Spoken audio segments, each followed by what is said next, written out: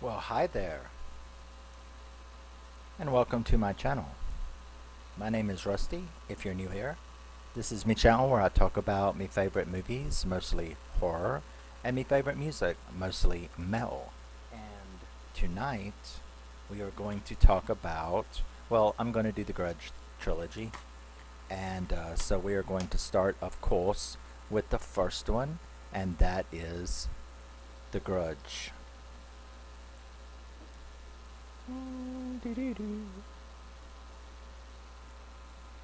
Okay, so The Grudge was released in 2004.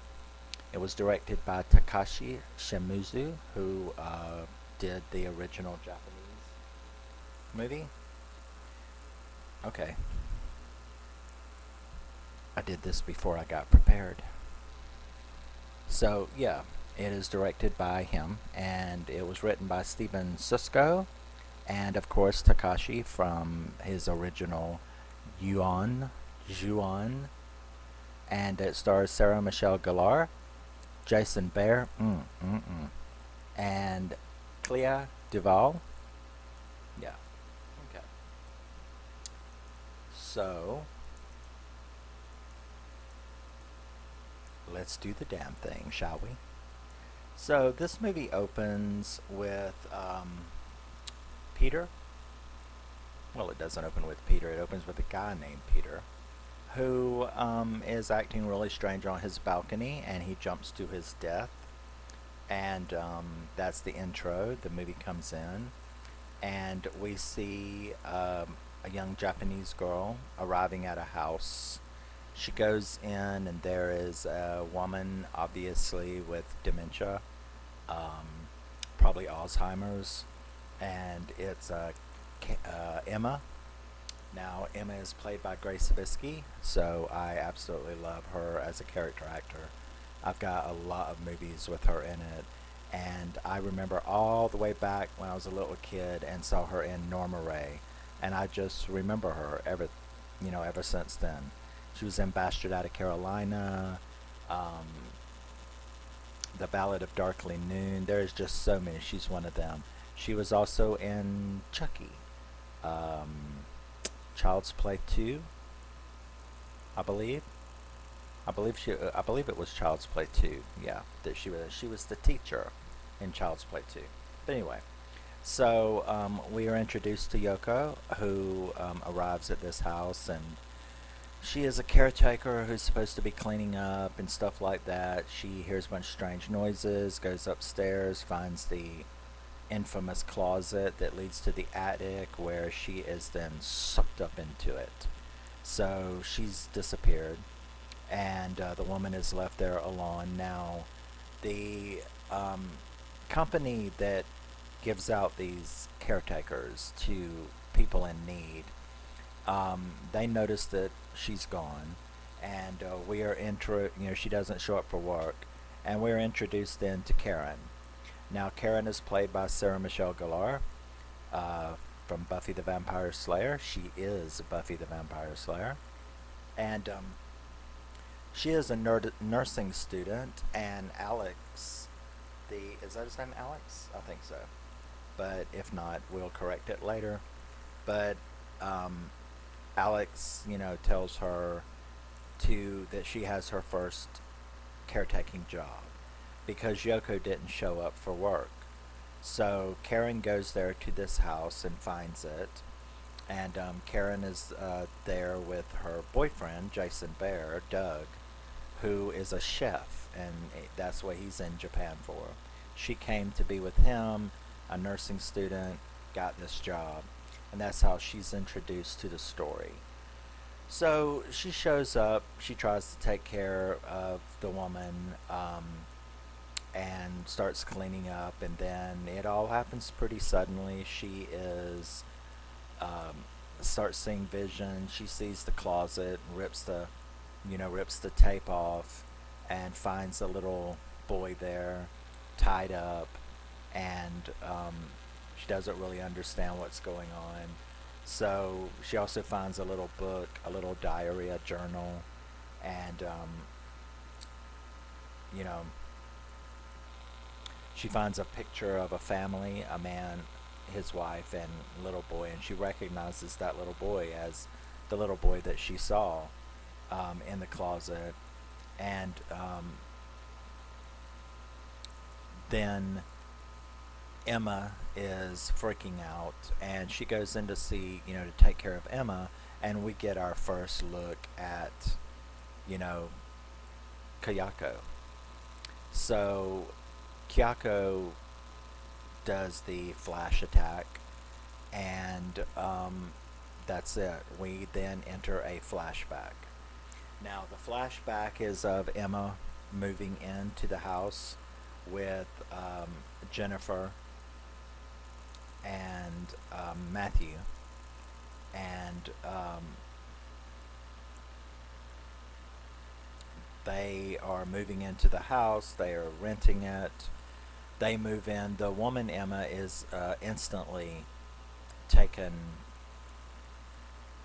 off by this place. She doesn't like the vibe, this house, sort of like a Amityville vibe. She can tell something is wrong. So that plays out for a while. We see a lot of interesting um, dialogue and get to know them of Jennifer and um, Matthew. And I'm going to get confused during this because this is one of those kind of movies, and we will talk about that when we come to the flaws section. So she, an interesting trivia side note, um, the girl playing Jennifer was also in Buffy the Vampire Slayer. If you are a fan of that show, you will remember her as the girl who turned invisible and took Cordelia hostage, before the beauty queen, thing, took her hostage, and ends up in a government program. The government people come in and take her. So that episode, whatever it's called, I've got all of the season sets, but I do not know each one's name, I can tell you that. But yeah, she was the girl who disappeared in that movie, or in that show. So that's a little interesting side note for Buffy fans out there. So we end up getting to see Jennifer attacked, and Matthew coming home and finding her, and then he is attacked by Toshio. So Toshio is the little kid, and yeah. So then we come back to real time, correct? Alex comes looking for Karen because Karen had called him saying, "Oh my God, shit's going down." He comes and finds her pretty much catatonic, in a trance and a daze at what she had seen. Emma is dead. They can't find the other two. So, the cops were called, and Karen is taken to the hospital. Now, nobody can find Matthew and Jennifer, and this woman is dead. So the cops are kind of, getting into the investigation. Alex also mentions that the whole reason Karen was there was because Yoko had disappeared and had not come back to work, and that's the reason why she was there. So now we have Jennifer missing, Matthew's missing, the housekeeper Yoko's missing, Emma is dead, and you can tell the cop kind of is like a little put off by this situation, almost like he knows something, which he does, and we will find out. But so they end up tracking. They notice that the phone is not on the console. So they do the little thing, which I've had to do several times, and that's where you hit the button and the phone rings wherever you fucking forgot it. And they do that. They trace it to the attic where they find the bodies of Matthew and Jen. So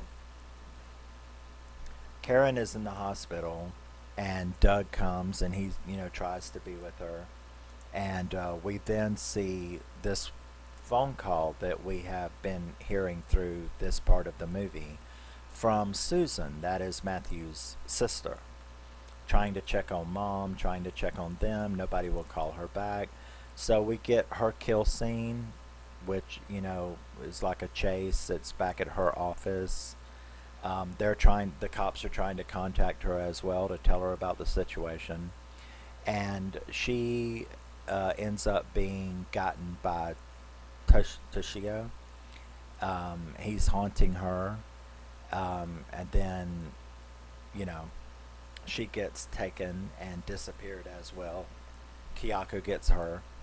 So, um, and as well as one of the guards, he had disappeared. So, Karen tells the cops about the little boy, Toshio, and then he ends up telling her about Matthew and Jennifer, that they had been found, and now one of his detectives comes in and tells him that they can't locate this Susan woman either, that she has went missing as well, and he is telling this to Karen. He then decides to tell Karen the truth, and that is that he knows about a problem here. That 3 years earlier, a man had killed his wife and drowned his son and then hung himself. So there's definitely something going on. And let's see. Karen leaves the hospital, gets out, goes to Doug.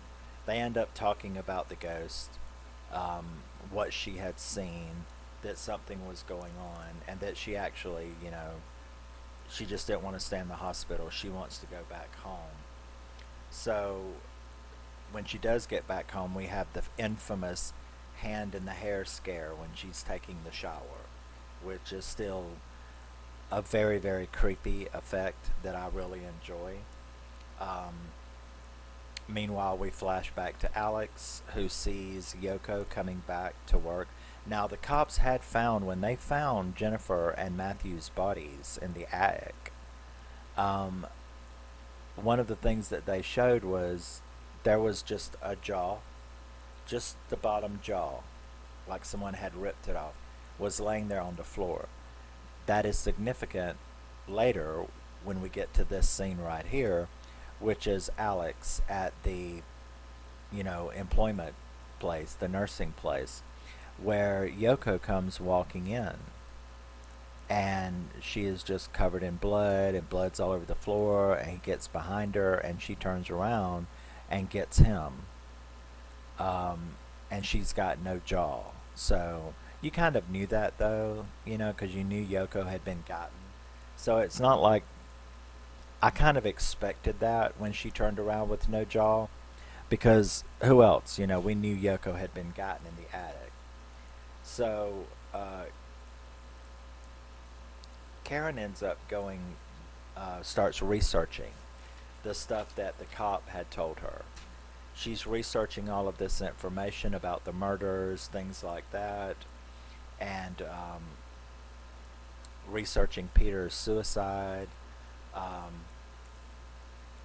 The detective is, investigating this. He's at Susan's apartment, where he actually sees Kyoko on CCTV in the hallway at Susan's work. Now, he's begun to look more and more frazzled, and that's because of what we find out, later. Karen ends up going and talking to Peter's wife, which we had seen at the beginning of the movie. And she has a little box of his belongings, and she shows her a bunch of pictures of him, where we then notice, as she notices, that Kyoko is in every damn picture. She's over there, she's behind them, she's in the bushes, she's in the trees, but she's there through every in every photo.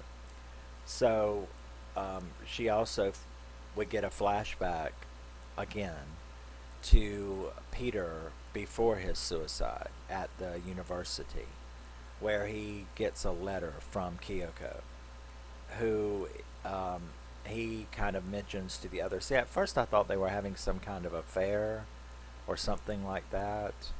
Um, but, and I thought that's what he was doing. When he told his colleague who handed him the letter, he said, yeah, he had been getting them from a while, that it was a student that, it was a former student of his.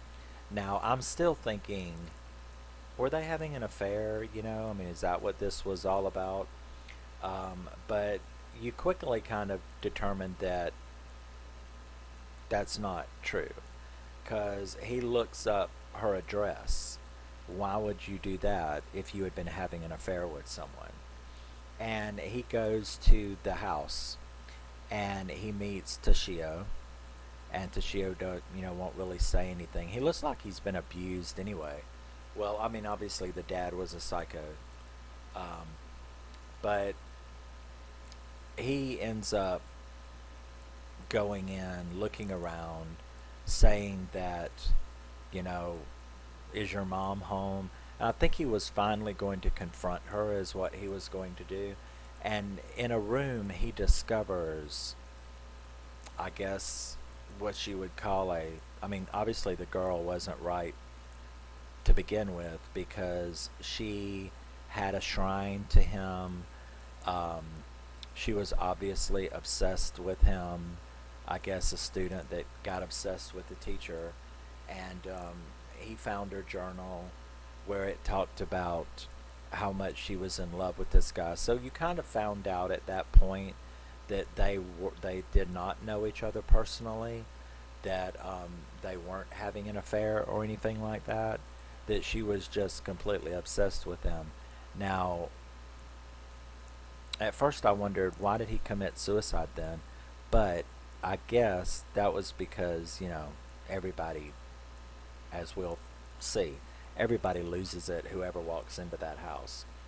So, the detective then starts telling, Karen calls the detective and starts telling him about what she has uncovered. And he tells us even more of his story, which was that he knew something was wrong with this house, because 3 of his 4-team detective squad of his, 3 of his colleagues had been killed or committed suicide, or disappeared, after being on this investigation. So he takes it upon himself that, this place is evil, and that,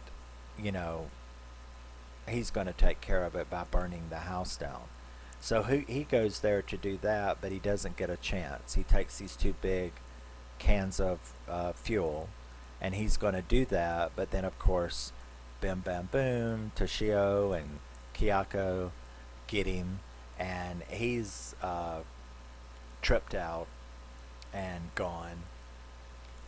And that's when Karen decides to Karen gets a message from Doug, because she had went to talk to the detective, and she looks at a message, and it's Doug, her boyfriend, who is like, where are you? Where have you been all day? I can't find you. I found all of your research into this house, so maybe that's where you are, and I'll be there. I'm going to find you. Well, she freaks out because of all she's learned, and she runs to the house to, get him, save him. Now, while she's there, she hears him for a second upstairs, because he's called her. Upstairs, he's called her to leave a message that he's here and he can't find her. But then it all switches, and she has a vision of Peter, and we get to learn what happened during Peter's visit at that house.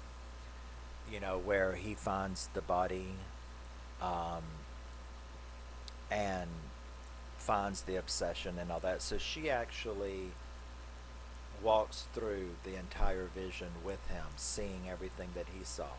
So now she knows the entire um, story, and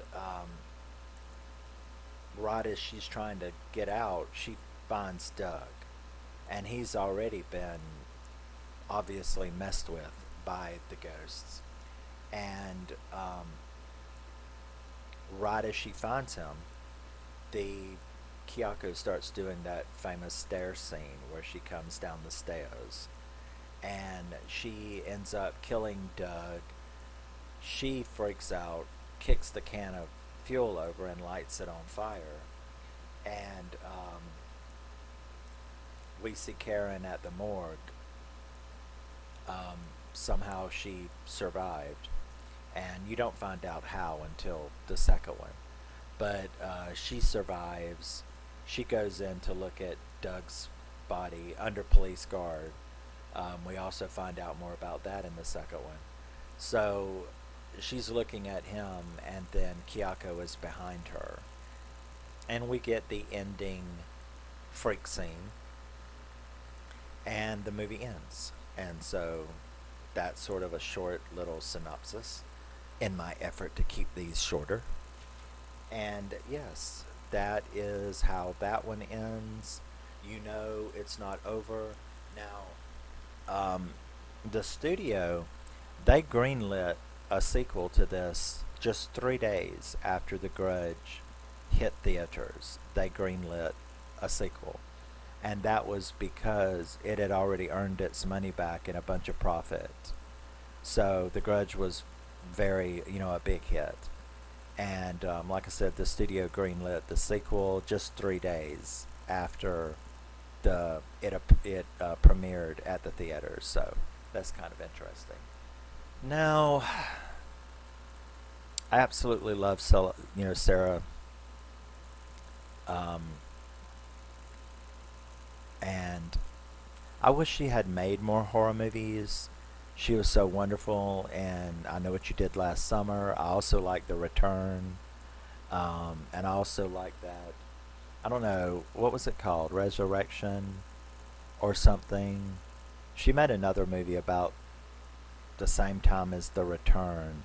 I don't know, both of those are good. She kind of stayed in the PG-13 side of things, which,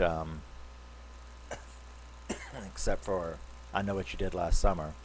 But, I'm not going to diss her, I mean, I'm happy for her and Freddie. She went on and does her little house mom thing, and but I wish she had made a lot more horror movies. But in any event, so I really love this movie, despite me being very, very, I do not like non-linear storytelling. Okay, no matter what kind of movie it is. So if you are that kind of movie, you're going to have to be good, and you are going to have to work to get a good score from me, because I'm just not into non-linear storytelling. In other words, flashback movies. I don't mind flashbacks here and there, short ones, to kind of fill out a story or tell you something that happened in the past. But if the entire movie is non-linear storytelling and there's a lot of it, you can lose me pretty quick. Yet this movie still gets an 8 out of 10 to me. I absolutely love this movie. I love this whole franchise. And I am very glad that the second and third movies did not do too much non-linear stuff in it. So you had to be very good, and this movie is very good, because I'm not a fan of non-linear movies. So The Grudge, which does have a lot of flashbacks, I understand that they're trying to tell the story and reveal stuff to you as you go, That's why I said I don't mind flashbacks, but this one's got a lot in it. And usually movies with a lot of flashbacks and a lot of non-linear storytelling will put me off. But this one did not for some reason. I would notice it every once in a while and be like, come on, you know, but it would pick right back up, and it was filmed very well and edited very well to where it didn't do what it usually does, which is like drive me off the road. You know, I don't mind curves, I don't mind hills and valleys, but you know, sharp corners in the road I don't like. And that's what nonlinear storytelling is to me. It's like, hold on, we're going to stop the flow and we're going to turn you this way for a second. And you're like, oh, okay. You know, and then you get back on the road and you're going, and it's like, hold on, we're going to go this way again. It breaks the mood to me. So that's why I'm not a fan of nonlinear storytelling. And this has got to be damn good to have gotten an 8 out of 10 with that kind of story. Yeah, that looks kind of cool. Let me see if I can do it right.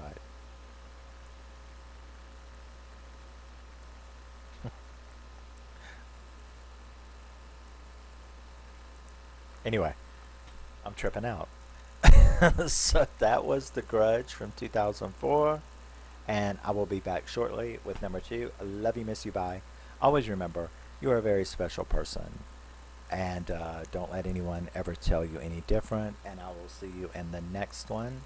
I love it. I love The Grudge. I love the second one, and I love the third one. So yeah, you can hate on me if you want to. I don't care. I'll see you then. Bye bye.